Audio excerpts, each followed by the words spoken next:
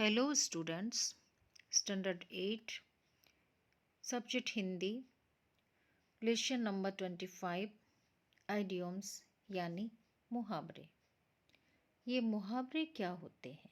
आइए हम मुहावरे की परिभाषा एवं उसके उदाहरण देखेंगे। बच्चों, वाक्य का ऐसा कोई भी अंश या टुकड़ा जो अपने साधारण अर्थ को छोड़कर एक विशेष अर्थ व्यक्त करता है वही मुहावरा कहलाता है। इनका प्रयोग भाषा को प्रभावशाली और सुंदर बनाने के लिए किया जाता है। इनका अपना एक निश्चित अर्थ तथा रूप होता है। मुहावरा भी एक ऐसा वाक्यांश है जो सामान्यता तथा शाब्दिक अर्थ ना देकर लांछनिक यानी विशेष अर्थ का बोध कराता है। इनका अपना स्वतंत्र अस्तित्व नहीं होता है। प्रत्येक मुहावरे का एक सब वाक्यांश होता है, किंतु प्रत्येक वाक्यांश मुहावरे के वर्ग में नहीं आता है। यह अपने शाब्दिक अर्थ से परे एक विशेष अर्थ में रूढ़ हो जाता है, पक्का हो जाता है। जैसे अंग्रेजी भाषा में इसे हम आइडियम्स कहते हैं। और उदाहरण स्वरूप हम देखते हैं अक्कल पर पत्थर पड़ना, जिसका शाब्दिक अर्थ है बुद्धि भ्रष्ट हो जाना। वाक्य के प्रयोग में हम पाते हैं विद्वान और वीर होकर भी रावण की अक्कल पर पत्थर ही पड़ गया था कि उसने राम की पत्नी का अपहरण किया। इस प्रकार बच्चों, इनमें शब्द परिवर्तन करने पर दोष पैदा हो जाता है। अतः हम कह सकते हैं कि जब कोई वाक्यांश अपने शाब्दिक अर्थ को छोड़कर किसी विशेष अर्थ में रूढ़ हो जाता है वही मुहावरा कहलाता है। तो बच्चों, आइए हम देखते हैं कि हमारे पाठ्य पुस्तक हिंदी व्याकरण हमें कई मुहावरों के अर्थ और वाक्यों के बारे में बताएगा। नंबर 1, अंग अंग टूटना। इस नौकरी के लिए दौड़ धूप करते करते मेरा अंग अंग टूट रहा है, अर्थात बहुत अधिक थक जाना। नंबर 2, अपने पाँव पर आप कुल्हाड़ी मारना। मैंने समय पर पढ़ाई ना करके अपने पाँव पर आप कुल्हाड़ी मार ली, अर्थात स्वयं अपनी हानि कर लेना। नंबर 3, अक्ल चढ़ने जाना। तुम्हारी अक्ल चढ़ने गई थी जो तुमने अपनी माँ की बात नहीं मानी, अर्थात बुद्धि का ना होना। नंबर 4, अपना उल्लू सीधा करना। राम ने तो अपना उल्लू सीधा करने के लिए मुझसे दोस्ती की, अर्थात अपने मतलब की बात करना। नंबर 5, आंखें दिखाना। अध्यापक ने आंख दिखाई कि बच्चे शांत हो गए, क्रोध प्रकट करना।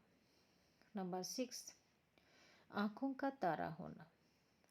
माँ के लिए पुत्र से बड़ा आँखों का तारा और कौन हो सकता है, अर्थात बहुत अधिक प्यारा होना। नंबर 7, आँखें बिछाना। प्रेमिका अपने प्रेमी के लिए आँखें बिछाए बैठी थी, अर्थात उनके स्वागत के लिए तैयार थी। नंबर 8, आँखें फेर लेना।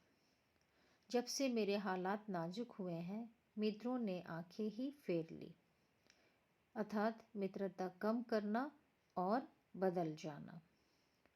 नंबर 9, आँखें खुलना, सावधान होना। पहले तो मनुष्य लापरवाही करता है, फिर ठोकरें लगने पर आँखें खुल जाती है। नंबर 10, आँखों में धूल झोंकना। किसी की आँखों में धूल झोंकना शोभनीय व्यवहार नहीं है, अर्थात धोखा देना।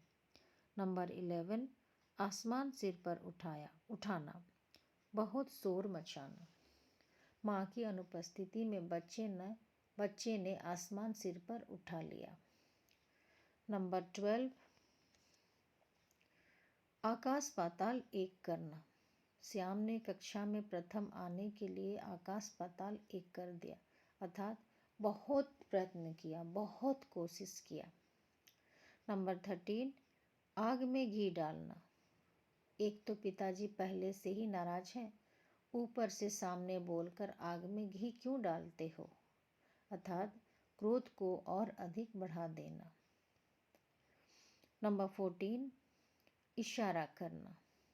मोहन को अधिक कहने की आवश्यकता नहीं, वह तो इशारा समझ लेता है। वह बुद्धिमान है, बुद्धिमान होना। नंबर 15, ईद का चांद होना। हरिओम से उधार लेकर ग्राहक ईद का चांद हो गए, यानी बहुत दिनों के बाद दिखाई देना। नंबर 16, उल्लू बनाना।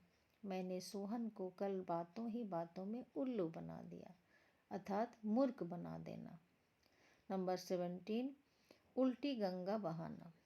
दुनिया से उल्टे काम करना। लोग रात को सोते हैं, तुम तो दिन में सोकर उल्टी गंगा बहाते हो। नंबर 18, 1 और 1 11 होना। एकता में बल है। मिलजुल कर काम करोगे तो सफलता मिलेगी, क्योंकि 1 और 1 11 होते हैं। 19 नंबर, कंधे से कंधा मिलाना। आधुनिक युग में औरतें पुरुषों से कंधा मिलाकर चलती हैं, अर्थात सहयोग करना। 20 नंबर, कलेजा फटना। उसका दुख देखकर मेरा कलेजा फट गया, अर्थात बहुत दया आ जाना। 21 कान भरना। कान भरना अच्छी बात नहीं है, यानी चुगली करना।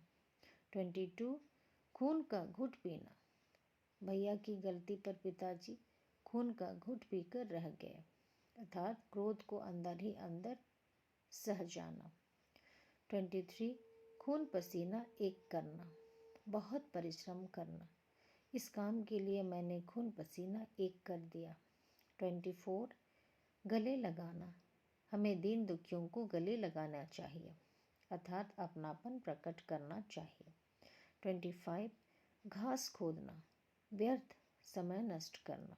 तुम नौकरी कर रहे थे या घास खोद रहे थे, जो 2 साल में कुछ ना हुआ। 26 घी के दिए जलाना।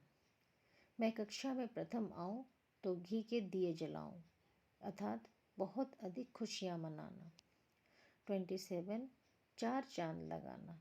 अलंकृत करना, अर्थात या शादी हो जाए तो मेरे खानदान में 4 चांद लग जाएंगे। 28 नंबर, चिराग तले अंधेरा। जिसे अच्छा करने के लिए रखा गया हो, परंतु वह बुरा हो। पुलिस ने निर्दयतापूर्वक श्याम जैसे शरीफ को पीटा, या तो चिराग तले अंधेरे वाली बात है। इस प्रकार बच्चों, उम्मीद है कि आप मुहावरे की परिभाषा और उसके अर्थ तथा उदाहरणों को समझ गए होंगे। और अधिक जानकारी के लिए पाठ में दिए गए सारे मुहावरों को आप इसी तरह पढ़कर अर्थ समझने की कोशिश करेंगे। अगली क्लास में हम सब इससे संबंधित प्रश्न उत्तरों की चर्चा करेंगे। उम्मीद है आपको समझ में आ गया होगा। धन्यवाद।